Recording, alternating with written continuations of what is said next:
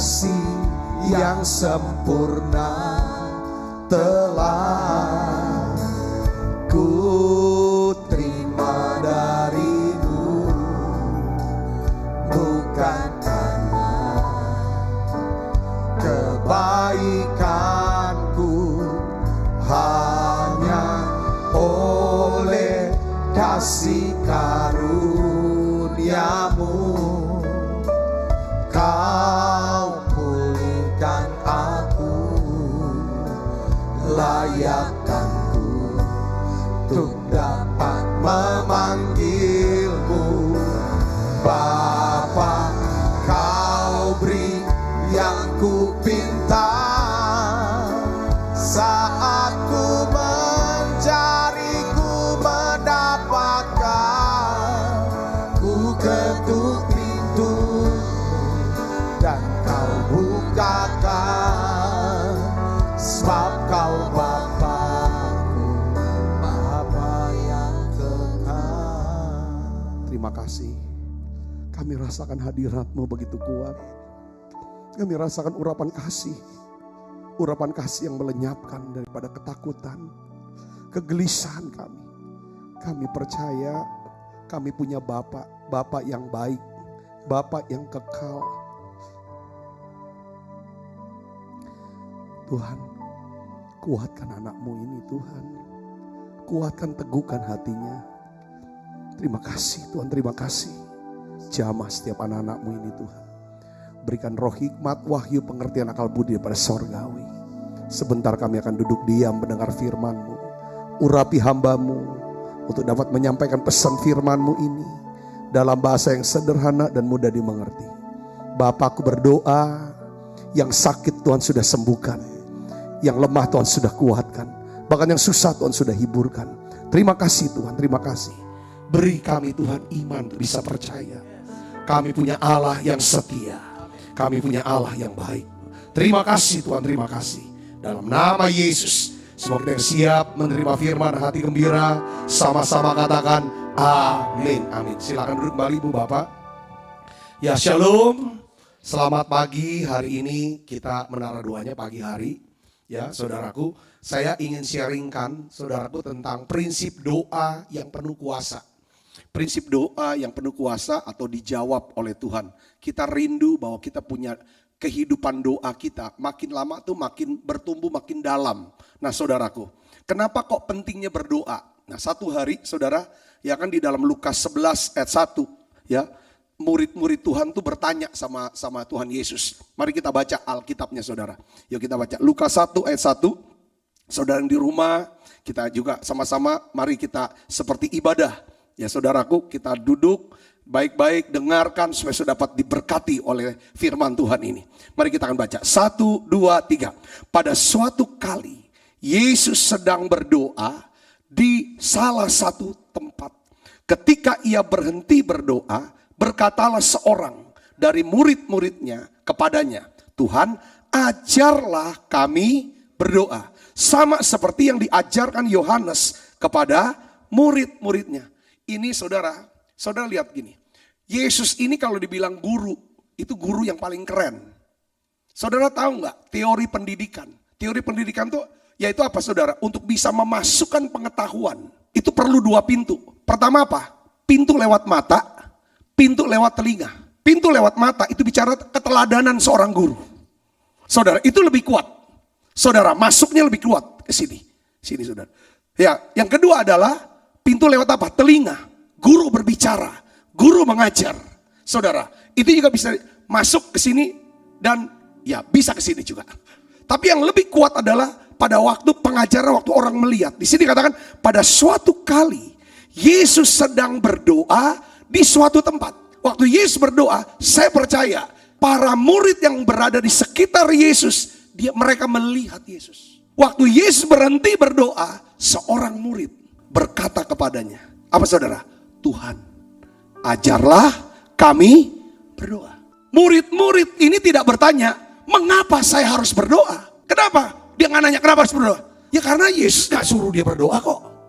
Yesus menunjukkan dirinya, dia adalah seorang yang suka berdoa. Murid-muridnya melihat bahwa karena Yesus suka berdoa, punya kehidupan doa, maka mereka melihat kehidupan Yesus adalah kehidupan yang apa? Luar biasa. Ajaib. Baik di dalam ketenangannya menghadapi tekanan krisis, maupun di luar dengan tanda-tanda ajaib dan mujizat heran. Dengan keberhasilan yang luar biasa. Murid-murid tanya, kenapa saya harus berdoa? Kalau kita kan seringkali gitu kan, kita ajar anak kita. Pasti anak nanya, kenapa saya harus lakukan ini? Karena dia gak lihat kita lakukan itu. Dia tanya, mereka nanya, kenapa saya harus tanya? Saya harus berdoa? Enggak, yang dia tanya. Saudara apa? Bagaimana kami bisa berdoa dengan benar? Dia nanya, saudaraku. Murid-murid ngerti betapa pentingnya berdoa. Betapa dahsyatnya kuasa doa dalam kehidupan Yesus dan pelayanannya. Sehingga mereka tertarik untuk punya kehidupan doa yang benar. Saya ingin bagikan kepada kita semua. Karena gini, doa yang benar itu akan menentukan kehidupan yang benar. Kehidupan yang benar tuh kehidupan yang sukses. Saya bilang gitu. Kehidupan benar, kehidupan yang sukses. Kita sudah belajar 3 hari berturut-turut tentang apa? Arti sukses. Sukses itu bukan tujuan. Sukses itu adalah perjalanan melakukan kehendak Allah. Sukses itu kita definisikan apa? Sukses itu adalah kita menjadi apa yang dikehendakin Tuhan. Tuhan menghendaki saya jadi pendeta. Pas saya jadi pendeta, itu namanya sudah sukses saya. Katakan amin. Tuhan menghendaki saya jadi pendeta, tapi saya gak mau jadi pendeta, mau tetap jadi pengusaha, saya gak sukses. Walaupun saya pengusaha yang sukses. Karena itu gak sesuai dengan kehendak Tuhan. Sukses itu apa lagi yang kedua? Kita melakukan apa yang Tuhan kehendaki. Nah, itu namanya kehidupan benar. Yang ketiga, kita memiliki, kita mempunyai apa yang Tuhan kehendaki. Doa yang benar akan menentukan kehidupan yang benar.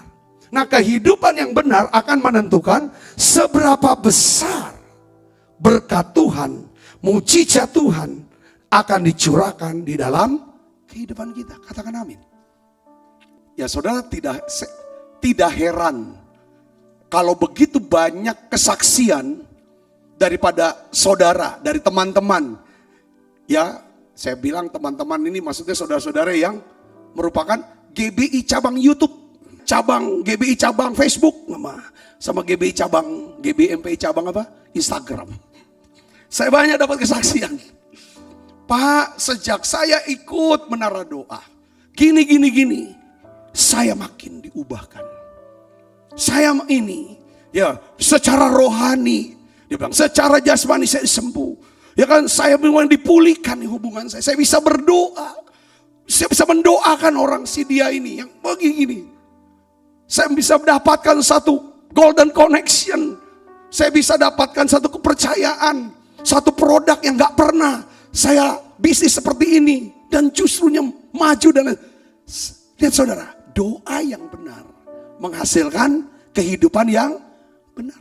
Kehidupan yang benar akan menentukan seberapa besar berkat Tuhan atau mujizat Tuhan dicurahkan dalam hidup kita. Yang ngerti katakan amin saudara. Ya, di menara doa ini kita cuma nyanyi doa, nyanyi nyembah, masuk hadirat Tuhan. Yang saudara ikut doa, saudara ikut nyanyi. Terus bahasa harus ikut. Nikmati hadirat Tuhan, dengerin firman. Wah, beberapa laporan sama saya. Saya catat Pak semua nih khotbah-khotbah Pak. Kemarin waktu kita jalan sore, salah seorang pengerja daripada gereja kami, saudaraku, ya kan, dia bawa bukunya, Pak inilah buku saya, udah 2 buku, sampai 3 buku. Tolong Bapak tanda tangani untuk kenang-kenangan. Ini dari awal sampai kemarin Pak, ini saya catetin semuanya. Aduh, ini itu upah buat saya. Ini satu penghargaan. Saya tuh merasa dihargai kalau saya khotbah tuh dicatat. Nah, saya juga cerita kemarin tentang merenungkan firman. Saudara, firman itu bisa lengket dan ke dalam pikiran kita sampai bahkan sampai ke dalam hati kita. Itu kalau kita catat dengan tulisan. Amin. Saudara mau punya kehidupan doa yang benar. Supaya kehidupannya benar. Kehidupan yang benar itu adalah kehidupan yang Bukan cuma kelakuan yang benar. Kita tahu kehendak Tuhan. Tuhan mau kita jadi apa? Kita mau kerja apa, lakukan apa? Bisnis apa? Ya kan? Kita juga mau punya. Tuhan berkenan gak miliki? Katakan amin.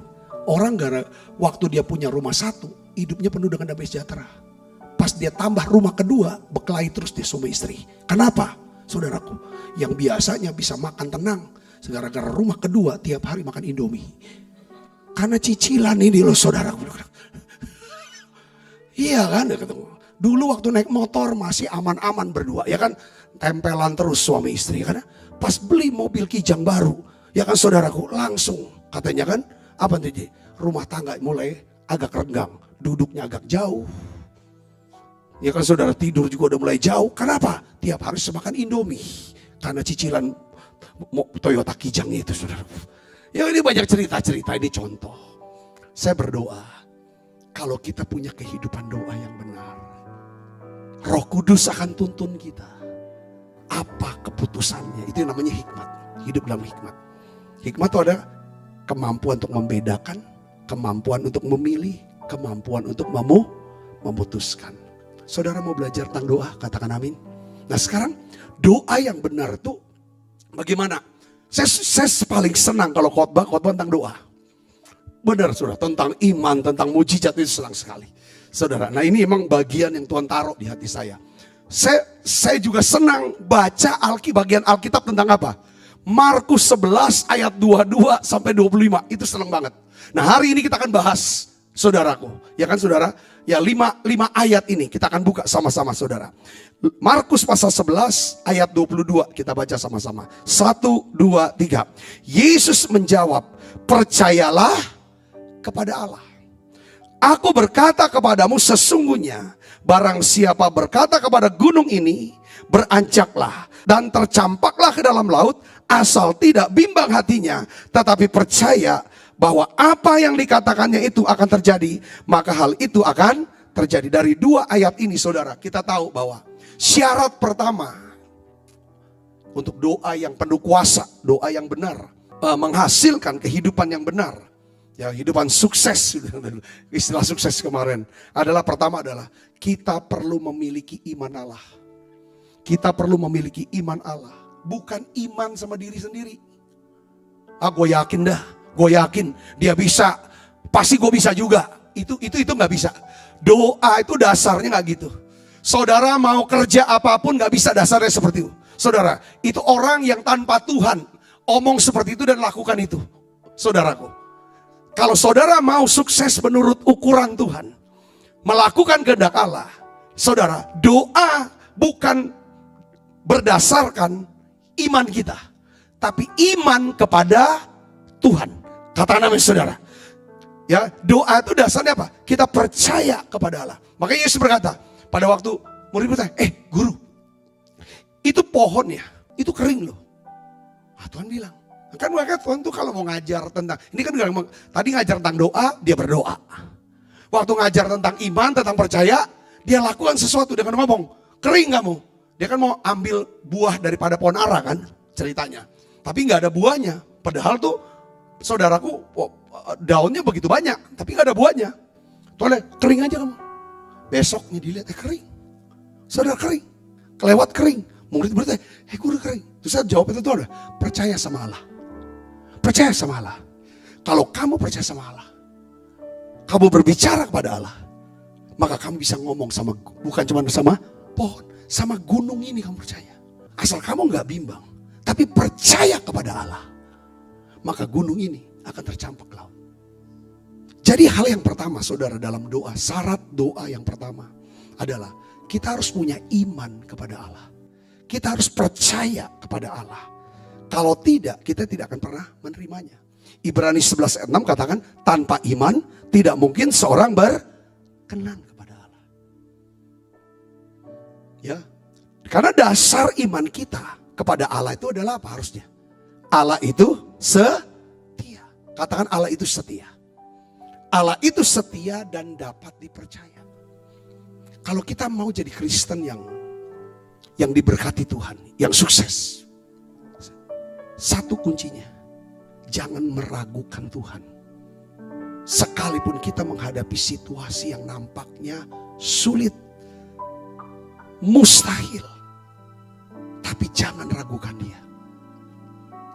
Katakan amin saudaraku. Ya kan? Kapan kita bisa meragukan Dia? Dari kata-kata kita. Karena Tuhan tuh paling sebel. Saya bilang sebel lah. Ya mungkin juga sebel, benci, gak berkenan sama orang yang meragukan Dia. Orang yang Dia sudah pelihara, orang yang Dia sudah kasih, tapi meragukan Dia. Tidak mempercayai Dia. Orang Israel, mereka tidak masuk tanah Kanaan karena mereka meragukan Tuhan. Sampai Tuhan sendiri yang berkata begini saudara, di Bilangan 23:19. Untuk meyakinkan, saya ini bukan manusia ya. Saya ini bukan manusia, itu Tuhan ngomong, intinya gitu. Ya kan? Allah bukan manusia, sehingga ia berdusta. Bukan anak manusia, sehingga ia menyesal. Masakan ia berfirman dan apa? Tidak melakukannya. Atau berbicara dan tidak mendapatinya. Jadi artinya begini saudaraku. Jadi sebelum Tuhan tuh berjanji. Kalau sebelum Tuhan tuh berbicara, berfirman saudara. Coba saudara pikir sama umatnya. Tuhan tuh sudah mengukur. Ngukur apa saudara? Kekuatannya dulu. Apakah ini akan dikerjakan apa enggak? Apakah ini sesuai dengan rancangannya atau enggak? Kalau iya, dia omong. Itulah sebabnya Tuhan berkata, Allah bukan anak manusia sehingga ia menyesal. Saya pakai artinya begini saudara.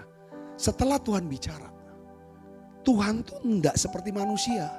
Pas ngomong, dia pukul-pukul palanya. Aduh, kenapa lah gua ngomong kayak gitu ya? Ampun, kelepasan ngomong. Seharusnya aku gak ngomong seperti itu. Tuhan tuh gak kayak gitu. Katakan amin. Itu kita yang sering kelepasan ngomong. Kalau dia ngomong itu terukur. Dia pasti akan lakukan. Yang mengerti. Oleh karena itu Tuhan mau diresponnya ada. Kalau dia berbicara. Kalau ada tertulis janji-janjinya. Yang dia ingin dari kita, respon kita. Kalau kita mau berdoa yang penuh kuasa. Adalah kita harus taruh iman kita, percaya kita kepada Dia. Dasarnya adalah apa? Allah itu setia. Dan Allah itu dapat dipercaya. Katakan amin.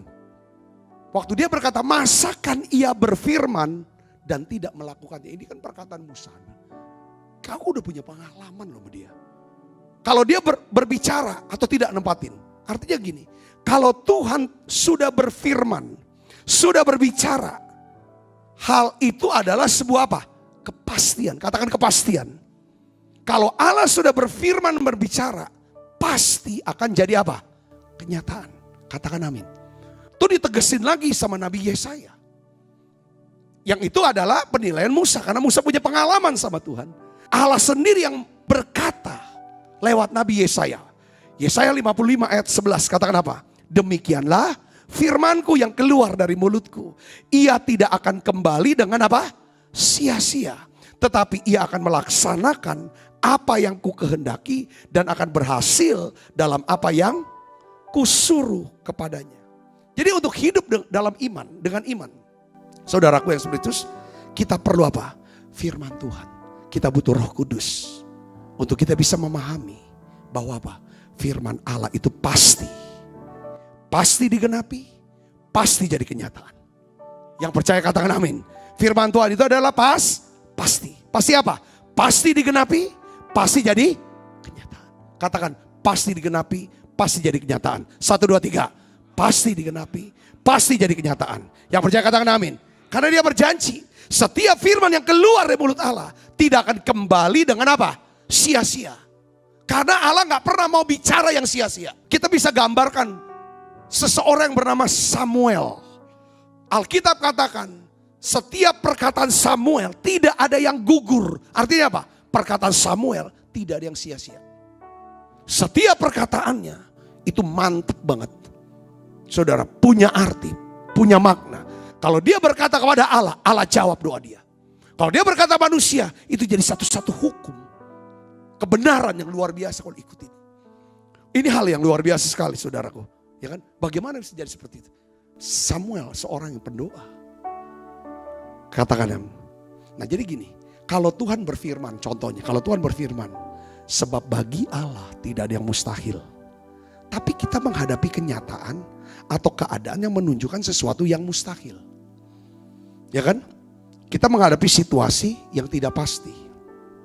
Nah, disinilah kita menaruh iman kita kepada Tuhan. Katakan amin. Jadi kapan saudara eksekusi imannya? Kapan kita eksekusi iman kita? Pada waktu kita menghadapi kenyataan, keadaan, situasi yang apa? Yang mustahil dan tidak pasti. Disitulah kita taruh iman kita kepada Tuhan. Saat kita mempercayai bahwa firman ada adalah sebuah kepastian dan kenyataan, maka pada saat itulah, ya kan, disebut sebagai apa? Iman. Jadi orang yang beriman adalah orang yang percaya pada Tuhan, bergantung pada Tuhan, menunggu Tuhan. Kita harus taruh iman kita kepada Allah, bukan pada diri sendiri gitu saudara. Aku yakin kok. Memang penting percaya sama diri sendiri. Tapi lebih penting orang yang percaya sama Allah, pasti juga dia akan percaya pada dirinya sendiri. Bahwa Allah bisa pakai dia untuk melakukan hal-hal yang besar. Katakan amin saudara. Tapi orang yang percaya sama diri sendiri, belum tentu dia taruh imannya kepada Allah. Jangan salah pengertiannya di sini. Oh kalau gitu, kalau percaya sama Allah kita nggak percaya sama diri sendiri. Enggak. Orang yang percaya Allah, dia percaya pada diri sendiri. Bahwa dia, ya kan, Allah akan bisa pakai dia untuk melakukan hal-hal yang besar. Yang kedua saudara, ya kan, kita perlu memiliki, nah sekarang nih, hati yang percaya. Nampaknya agak beda saudara, 1 dan 2. Saya mau kasih, kenapa saya pakai tambahan kata ini saudara.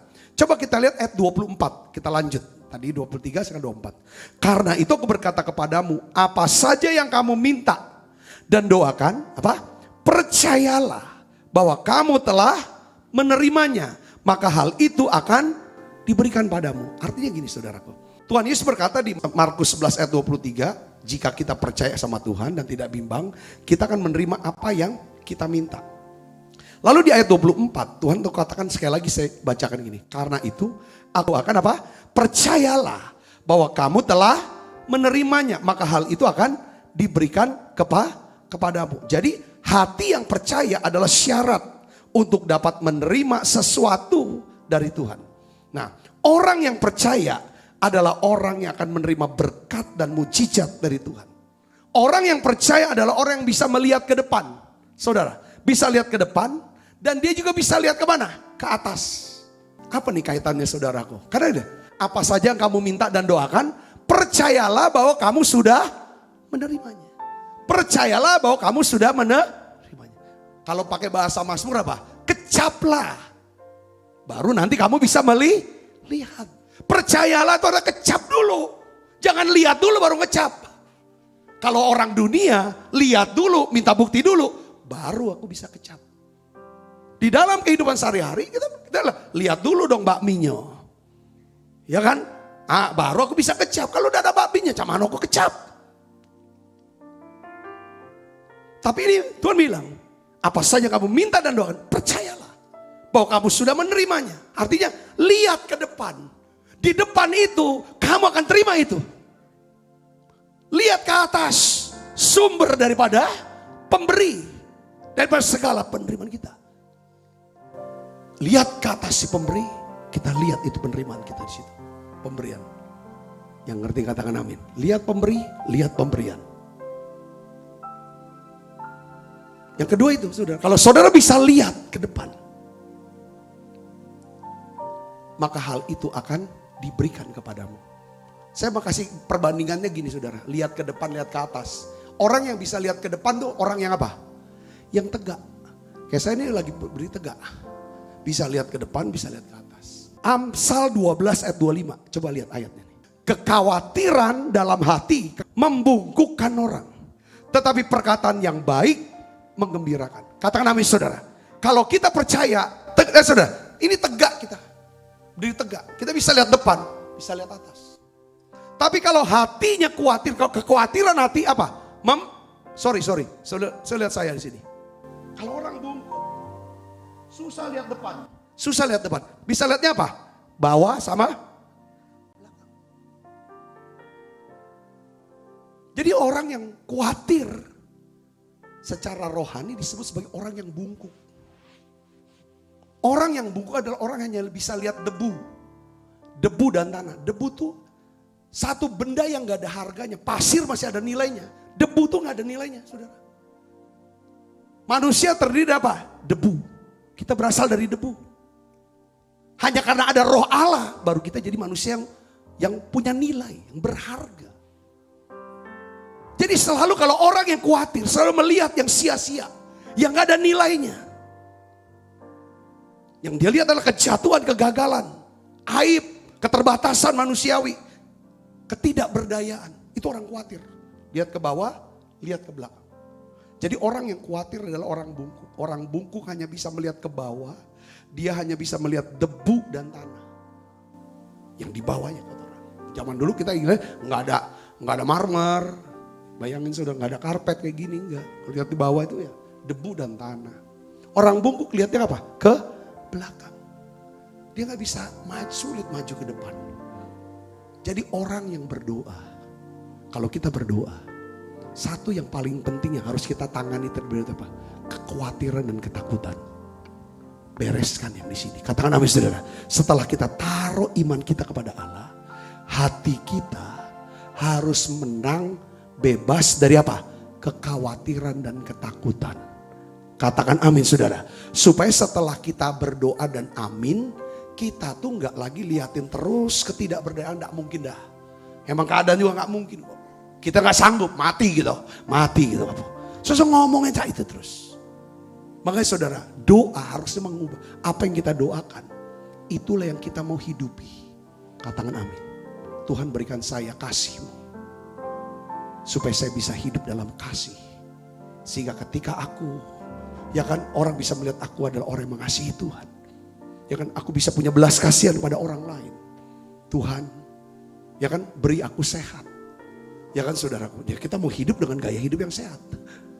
Katakan amin saudara. Terus doa-doa kita kan, berkati aku berlimpah-limpah. Sesuai dengan tujuanmu. Supaya aku bisa jadi berkat buat orang lain. Katakan amin saudara. Berikan saya kerendahan hati. Kalau kita doa minta rendah hati, kita mau jalani hidup kita dengan seperti itu. Jadi kunci mengatasi kekhawatiran bungkuk, ya kita dengar firman. Kita terima jamahan Tuhan. Ada wanita perempuan yang bungkuk selama berapa? 18 tahun. Masih ingat gak saudara ceritanya?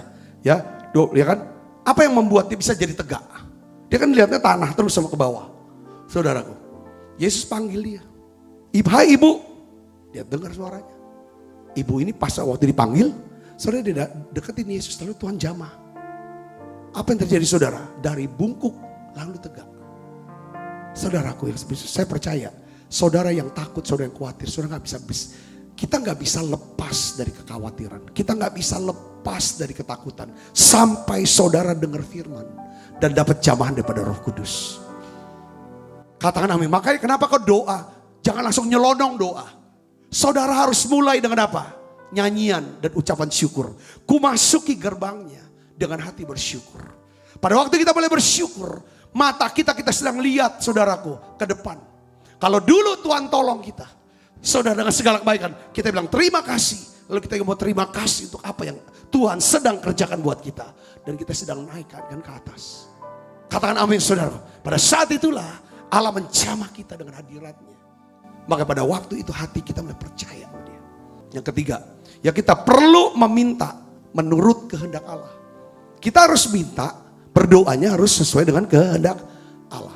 Nah kita lihat saudara sini, ya kan. 1 Yohanes 5 ayat 14, katakan apa? Inilah keberanian percaya kita kepadanya. Yaitu bahwa ia mengabulkan apa? Doa kita. Jikalau kita meminta sesuatu kepadanya menurut kehendaknya. Saudara, ya syarat berikutnya adalah kita harus berdoa, meminta sesuai dengan kehendak Allah. Ini lambang daripada hubungan antara bapak dan anak. Bapak jasmani tidak akan memberi sesuatu yang dia tahu tidak akan baik untuk anaknya. Sekalipun anaknya meminta dengan merengek-rengek, kalau itu akan menghancurkan dirinya dan menghancurkan keluarganya, dia tidak akan mau. Saudara setuju gak sini? Katakan amin. Waktu kecil dia minta apa? Waktu umur 3-4 tahun dia minta pisau. Orang tuanya kasih dak? Enggak kasih. Pas besar, Saudara sudah lulus kuliah, minta modal 10 miliar. Kerja belum pernah, apa-apa. Mau buka usaha sendiri katanya. Gak bisa. Itu sama juga dengan pisau.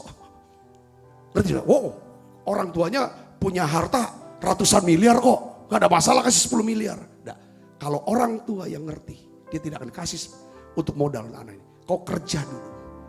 Kau harus punya sikap disiplin. Kau tahu bagaimana ngelola. Ya kan, kelola uang, kelola orang, kelola barang, kelola segala macam. Setelah aku tahu kamu bisa kuasai, kelola, aku kasih tanggung jawab. Setelah itu baru aku kasih modal. Kamu usahain lebih. Saya bisa ngerti sini, katakan amin. Nah ini prosesnya. Seperti juga Allah dengan kita. Dia lihat, saudara, Tuhan hanya lihat kesetiaan kita. Kita setia nggak dengan perkara kecil. Baru ditambahin kasih perkara besar. Tanggung jawab yang lebih besar lagi. Tanggung jawab yang lebih besar lagi. Nggak mungkin karena Bapak kita maha kaya, dia kasih jebret yang besar. Ini akan hancur. Karena apapun berkat yang Tuhan beri kepada kita, sesuai dengan apa? Kesanggupan kita. Karakter kita. Apakah kita bisa dipercaya enggak? Yang ketiga, pewahyuan dan pengenalan kita ke dia. Kita sudah belajar itu, saudara Kristus. Jadi bicara tentang kehendak Allah. Bagaimana Pak caranya saya bisa berdoa dan tahu kehendak Allah? Kemarin kita sudah belajar tentang apa? Kuasa merenungkan firman. Saudaraku, bahwa kita bisa ngerti kehendak Allah. Ya saudaraku, kalau kita tahu akan firman Tuhan. Saudara, ya kan? Firman Tuhan yang tertulis di Alkitab itulah kehendak Allah. Kita bisa tahu. Saudara bisa tahu kehendak saya kalau saudara mendengarkan perkataan saya. Baik secara lisan maupun secara tertulis di WA. Kalau saudara baca WA saya, saudara tahu apa menjadi kehendak saya saat itu. Kalau saudara baca Alkitab, saudara tahu kehendak Allah pada saat itu buat saudara. Yang ngerti katakan amin. Ketika saudara tidak baca Alkitab, saudara tidak baca Alkitab, tidak renungkan Alkitab, tidak bicarakan firman Tuhan, tidak pikirkan firman Tuhan, tidak saudara mulai deklarasikan firman, saudara tidak nyanyikan firman, saudara tidak akan ngerti. Karena kehendak Allah ada di mana? Di firman Tuhan. Yang mengerti katakan amin. Dan saya tahu bahwa kalau Tuhan tidak menjawab doa kita, itu bukan karena Tuhan tidak mengasihi kita. Kalau saudara saat keadaannya seperti ini sekarang, mungkin saudara, kenapa kok Tuhan tidak jawab doa saya? Saya dalam keadaan susah, kok nggak ditolong sama Tuhan? Coba saudara mulai cek poin-poinnya ini. Apakah saya taruh iman saya kepada dia? Apakah hati saya, mulut saya menunjukkan bahwa saya tidak meragukan dia? Tapi saya tahu dia Allah yang setia dan dapat dipercaya. Yang kedua, saudara, apakah ada kekhawatiran dan ketakutan yang perlu kita bereskan? Ini harus kita bereskan. Saudara, karena apa? Kekhawatiran hanya kita bisa. Cirinya apa? Saya khawatir, saya takut. Cirinya apa? Saya gak percaya, gak punya hati percaya. Kita gak bisa bersyukur. Selalu sungut-sungut. Kalau dinasehatin, selalu bantah. Ada perbantahan, ada kata-kata, jawaban. Yang menurut kita ini kebenaran kita. Itu tanda hati kita sedang bungkuk. Hatinya bungkuk, tidak lurus. Saudaraku, yang ketiga, Tuhan bilang, kehendak Tuhan. Kehendak Tuhan itu apa? Saudara, Tuhan tahu siapa yang jadi pasangan hidup saudara yang terbaik. Pada usia berapa seharusnya saudara menikah? Tuhan tuh tahu. Katakan amin. Ada yang dibilang ini mah 17 tahun sudah boleh nikah. Yang ini, ya kan, 27 tahun. Yang ini 37 tahun. Yang ini 47 tahun. Ini 57 tahun. Ya itu Tuhan yang tahu. Tapi tergantung juga dari kita. Sanggup enggak untuk menikah? Saudara punya karakter bisa dipercaya enggak? Semua ya soal menikah. Soal pekerjaan. Saudara, Tuhan tahu. Saudara butuh pekerjaan yang membuat saudara bahagia. Bukan pekerjaan yang bikin saudara menderita. Nangis terus buat apa? Tuhan tahu pelayanannya apa yang cocok dan berbuah buat saudara. Tuhan tuh tahu semua. Nah sekarang kita mau cari tahu gak kehendak Allah? Makanya dia bilang, cari dahulu kerajaan Allah dan kebenarannya. Maka semuanya itu kalau kita sudah ngerti kehendak Allah, jalankan kehendak Allah, semuanya akan ditambahkan. Makanya orang dunia aja bilang, kalau kamu kerja, jangan kerja untuk duit. kerja untuk buat kamu tambah pinter, tambah hebat di sini di pemikiran. Kalau kerjanya untuk cari duit, selesai kamu. Katakan amin. Ketinggalan di saingan atau ditinggal di penjara. Kalau kerja kan mau maling nanti. Tapi kalau kerja untuk meningkatkan pengetahuan. Jangan pengetahuan. Duit akan ngikutin, jabatan akan ngikutin. Yang ngerti katakan amin saudara. Poinnya adalah doa harus ngerti kehendak Tuhan. Saat kalau kita berdoa kita tanya Tuhan kehendakmu enggak nih. Makanya kalau mau apa-apa kita tanya Tuhan. Tuhan, aku mau ini Tuhan. Tahu apa Tuhan? Kasih saya konfirmasi. Supaya saya ada dapat. Entah lewat firman. Entah kita juga tanya lagi sama. Tolongnya doain aku ya. Kamu dapat enggak? Aku mau kerjain ini loh. Ya, itu kan budaya gereja kita sebenarnya. Nah ini bicara kehendak ini penting. Saudaraku. Ya, ini penting. Saya berdoa saudara bisa ngerti ini. Tuhan dengan hikmatnya. Bapa dengan hikmatnya, dengan kasihnya yang tidak terbatas untuk kita. Saudaraku. Dia tidak akan beri kita apa yang kita inginkan. Tapi dia tahu. Saudaraku. Apa yang kita butuhkan. Yang mengerti katakan amin. Ketika saya punya keinginan, sedang mengejar cita-cita saya. Pada waktu saya kuliah, saudara lanjut kuliah saudaraku, untuk ambil program akuntan. Saya berpikir selesai lulus kuliah jadi akuntan. Saya akan persiapkan diri untuk bisa kuliah ke Amerika, dapat beasiswa. Saya berpikir seperti itu dulu awalnya. Tapi yang terjadi saudaraku, tiba-tiba kena sakit. 3 bulan di rumah sakit. Lalu saudaraku saya kena drop out. Waduh, itu seperti kayak, kenapa kok Tuhan? Saya harus jadi gini. Sakit, drop out, hilang kerjaan, hilang sekolah, hilang kerjaan, gak punya duit, semuanya hilang. Karena kita gak ngerti. Apa Tuhan tidak kehendaki saya kuliah di tempat yang terbaik, di Amerika dan lain sebagainya. Saya baru ngerti sekarang. Saudaraku, sampai saya bilang Tuhan, kalau aku tidak dapatkan itu, tidak sampai di situ, aku percaya Tuhan tunda itu. Dan Tuhan akan siapkan untuk anak-anak aku. Katakan amin saudaraku. Dan anugerahnya, saudaraku, ini bisa dicapai. Saya mau kuatkan saudara. Bagaimana caranya? Saudaraku, bahwa syarat untuk menerima doa dari Tuhan, jawaban-jawaban doa dari Tuhan adalah kita harus minta sesuai dengan kehendaknya. Yohanes 15 ayat 7 dan 8 kita baca sama-sama saudaraku. Yohanes pasal 15 ayat 7 kita baca 1, 2, 3.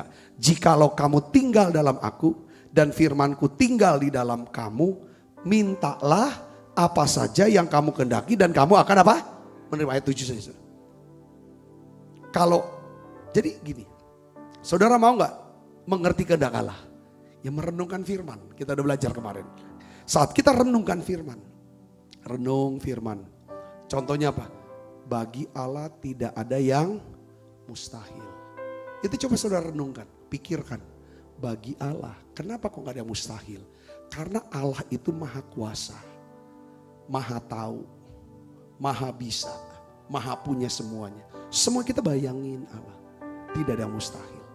Sekarang keadaan saya ini sulit, mustahil, gak pasti semuanya situasi. Tapi Alkitab bilang bagi Allah tidak yang mustahil. Dan ada kata juga sebab bagi orang percaya tidak ada yang mustahil bagi orang percaya. Jadi kalau saya jadi orang percaya, jadi saya ini bisa selaras dengan Allah. Apa yang tidak mungkin bagi manusia, itu bisa jadi mungkin bagi Allah. Asalkan saya jadi orang yang percaya. Jadi kita renung. Kasih itu sabar.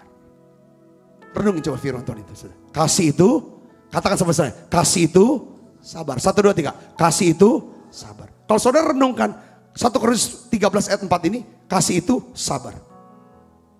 Kasih itu sabar. Oh kasih. Kalau saya punya kasih, saya masih sabar. Kalau saya punya kasih sama istri saya akan sabar sama istri saya. Kalau saya punya kasih sama bawahan saya sama pembantu saya, sama atasan saya. Kasih apa nih? Kasih Allah loh, bukan kasih manusia kita. Yang kita butuh adalah agape, agapau. Saudaraku, maka saya bisa sabar. Kalau saya tidak bisa sabar, kalau gitu saya bisa sabar, saya bisa tahan susah, tahan perasaan, tahan omongan, supaya gak berkelahi. Saya bisa ngerti gak? Nah, isi kuasa merenung.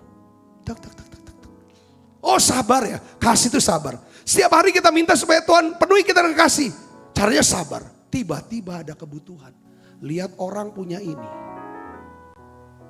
Barang ini harganya berapa saudara? 100 juta. Tapi kita gak punya duit 100 juta. Tapi yang jual bilang gampang kok, tenang. Pajak kredit, leasing. Kita punya penghasilan berapa? Saya bisa ngerti gak? Karena firman sudah masuk, kebenaran sudah masuk di dalam pikiran saudara. Ketika datang yang namanya usulan, perkataan, nasihat yang akan menjerumuskan kita. Kita dengan mudah berkata, kasih itu sabar. Kalau mau punya ini, sabar. Kalau mau punya ini, sabar. Sabarnya apa? Gak usah punya hari ini. Punya hari ini caranya gimana? Ngutang. Lalu si ini kan penjualnya bilang, terus ada bilang, udah ambil aja teman kita. Kamu kan lagi punya kerjaan ini, untung banyak. Ya kita gak tahu ada corona. Ngerti gak saudara? Tapi firman berkata, kasih itu sabar. Ngerti gak saudara? Wah dengan mudah, praktek yang khotbah kemarin kan. Dengan mudah ini Roh Kudus bilang, Sabta jangan ambil itu.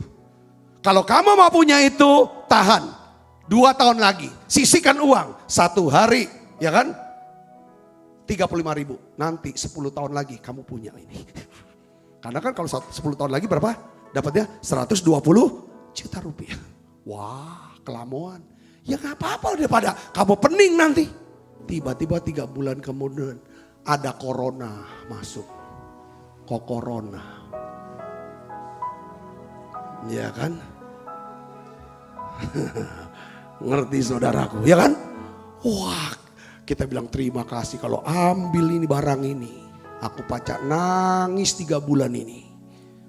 Tapi puji Tuhan untung ada menara doa online. Ya kan, lego. Tapi ya habis mejem, lego, melek, berat lagi. Kenapa? Salah. Tapi ada anugerah nanti Tuhan. Ada kemurahan Tuhan. Saudara bisa ngerti sini? Contoh-contoh saya ini, katakan amin. Ya, yang terakhir. Ini kata kunci yang terakhir ya. Harusnya 5 tapi 4 ya cukup. Saudara, ayat yang ke-25 kita baca sama-sama. 1, 2, 3. Dan jika kamu berdiri untuk berdoa. Apa saudara? Ampunilah dahulu sekiranya ada barang sesuatu dalam hatimu terhadap seseorang. Supaya juga Bapamu yang di sorga mengampuni kesalahanmu. Tetapi jika kamu tidak mengampuni, maka Bapamu yang di surga juga tidak akan mengampuni kesalahanmu. Jadi yang keempat, kalau kita mau punya doa yang benar, doa yang penuh kuasa, yang dijawab oleh Tuhan. Syaratnya adalah kita harus apa? Mengampuni kesalahan dan dosa orang lain. Saat kita mengampuni kesalahan dan dosa orang lain, saudara, kita sedang hidup dalam apa? Kasih Kristus. Ya, kita praktekin kasih Kristus. Kasih Kristus inilah yang aktifkan iman kita, iman percaya kita kepada Tuhan. Saudaraku yang Kristus, ya. Kalau di dalam Markus 11 ayat 23 24, ya, kita akan menerima apapun yang kita doakan. Ya kan? Syaratnya adalah, ya kan, bila mana kita mau mengampuni dosa orang lain. Hanya bila kita berdoa dengan cara inilah kita akan menerima jawaban atas doa kita. Saudara, kenapa kok kita harus mengampuni? Salah satu tindakan kasih itu sebenarnya apa? Mengampuni. Salah satu tujuan daripada mengampuni apa saudara? Untuk memulihkan hubungan. Kenapa Tuhan harus mengampuni kita? Kenapa Tuhan mau mengampuni kita? Waktu kita berdosa, kita bersalah, kita datang, kita berdoa, Tuhan ampuni dosa saya. Saudara percaya enggak? Tuhan langsung mengampuni. Iya. Kenapa Tuhan mau mengampuni? Karena Tuhan mau memulihkan hubungannya dengan kita. Kenapa kita mau mengampuni orang yang salah? Supaya kita dipulihkan hubungan kita dengan siapa? Pertama dengan Tuhan. Ya kan? Kedua, supaya kalau kita dengar nama ini, mau nyebut nama ini, supaya nih urat saraf kita nggak tegang. Kalau kita belum mengampuni, urat saraf kita selalu tegang. Kita ngomong selalu maunya marah, negatif tentang orang ini. Kesel sama orang ini. Kita ngomong terus tentang apa? Segala apa yang dia buat. Saudaraku, tapi kalau kita mengasihi, Allah menunjukkan kasihnya kepada kita. Dengan cara apa? Dia mengampuni segala dosa kita dan kesalahan kita. Supaya hubungan kita dipulihkan kembali. Katakan amin. Doa kita akan dijawab kalau kita punya sikap suka mengampuni. Sebab pengampunan bertujuan untuk memulihkan hubungan kita dengan Tuhan dan sesama. Waktu kita mengampuni, di situ ada kasih. Di mana ada kasih Tuhan, di situ ada kuasa Tuhan. Ya, ada kuasa Tuhan. Doa dengan penuh kuasa adalah doa yang dipanjatkan oleh orang yang hatinya dipenuhi dengan apa? Kasih Tuhan. Tadi pagi waktu saya saat teduh, saya siapin khotbah ini saudaraku yang kasih Kristus. Tiba-tiba Roh Kudus bilang, kamu coba deh, mau gak doa? Ngampuni orang-orang yang kamu benci. Aku kaget loh saudara, saya kaget. Kayaknya saya gak ada benci sama orang loh, jujur. Saya gak ada benci, gak ada dendam. Tapi seperti Tuhan tuh bisik, halus banget. Coba kamu nyembah. Ujilah aku Tuhan. Cobalah aku Tuhan. Selidiki batinku dan hatiku. Mataku tertuju padamu. Aku cinta padamu Tuhan. Aku rindu hadirat-Mu Tuhan. Aku ingin selalu dekat padamu. Menikmati kehadiran-Mu. Ku nyanyi Hosana, oh, bagi Rajaku yang duduk di tahta. Aku muliakan dan ku agungkan. Kaulah yang disembah. Kadang kalau saudara ditanya, kamu ini ada benci? Enggak ada. Kita enggak tahu, memang enggak ada kok. Tapi sampai kita nyembah dalam, uji Tuhan. Itu Roh Kudus bukain. Bukain masa lalu. Di mana tuh saya tiap hari hidup di press gitu. Sampai dibuka, terus diajar doa. Bilang, ya Tuhan aku benci sama ini. Yang lama banget, bukan yang sekarang nih. Saya pikir si A, harusnya kan yang si A, si B ini. Enggak. Yang orang-orang yang saya gak duga. Itu Roh Kudus tuntun saya doa. Jadi Roh Kudus tuh nuntun doa tuh bukan cuman yang sakit lagi sedang asam lambung. Ada yang sedang ngalamin ini di menara doa. Itu Roh Kudus yang pimpin. Nah, tapi juga dari sisi lain dia bisa beritahu kita. Ganjalan luka-luka lama yang buat kita ini jadi seperti kayak inilah yang menghalangi berkat. Tandanya apa? Kalau kita nyebut dan ngomong cerita tentang satu nama ini atau keluarga ini atau apa ini. Itu langsung seperti ada kemarahan dikit. Yang keluar gitu marah. Yang gak pernah selesai. Negatif selalu. Gak ada yang positif di situ. Oh itu tanda. Itu kamu benci. Wah ketika tadi saya bilang Tuhan aku benci. Waktu dia bilang aku benci ini. Aku nangis itu ternyata ada lepas. Jadi kita ini dikuduskan, disempurnakan terus. Siapa yang buat? Roh Kudus. Bukan kita punya mau. Bukan dengan daging, kekuatan kita. Tapi itu rendahkan diri, iya Tuhan apa. Saudara bisa nggak nyangka kalau saudara bebasin. Dan ini akan manfaatnya bagus sekali. Saudaraku, jadi disinilah kata nyanyian yang ditulis ya oleh gembala pembina Panigo. Ujilah, ini kan lagu Daud. Aku Tuhan. Cobalah aku Tuhan. Selidiki batinku dan hatiku. Mataku tertuju padamu. Aku cinta padamu Tuhan. Aku rindu hadirat-Mu Tuhan. Aku ingin selalu dekat padamu, menikmati kehadiran-Mu. Kalau kita bilang, aku cinta padamu Tuhan. Kalau kita cinta sama Tuhan. Aku rindu hadirat. Kalau kita rindu sama hadirat itu. Aku ingin selalu dekat. Kalau kita mau dekat sama Tuhan. Menikmati kehadiran-Mu. Kita mau minta Tuhan. Lihat hatiku. Lihat uji hatiku. Berat saudara kalau kita punya ganjelan. Apalagi kita tahu kita sedang ganjelan. Gak usah dikasih tahu Roh Kudus, kita udah tahu. Kita gak selesaikan. Itu juga udah bahaya. Katakan amin. Ini aja yang saya gak tahu. Saya aman kalau semua gak ada benci. Tiba ketika kedalaman, mau deket. Aku tuh mau cinta lebih. Mau lebih deket lagi. Supaya aku bisa lebih peka. Dengar suaramu. Lalu aku bisa doakan. Walaupun aku gak lihat orangnya. Gak kenal orangnya.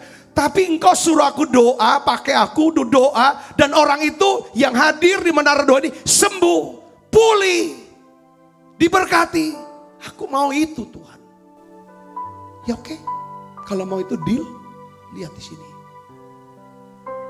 Saudara, saya percaya ini namanya doa yang penuh kuasa. Setiap kita harus, kalau kita punya doa yang benar, kita akan punya kehidupan yang benar. Maksudnya apa? Sukses. Sukses, doa yang benar, sukses. Sukses itu apa?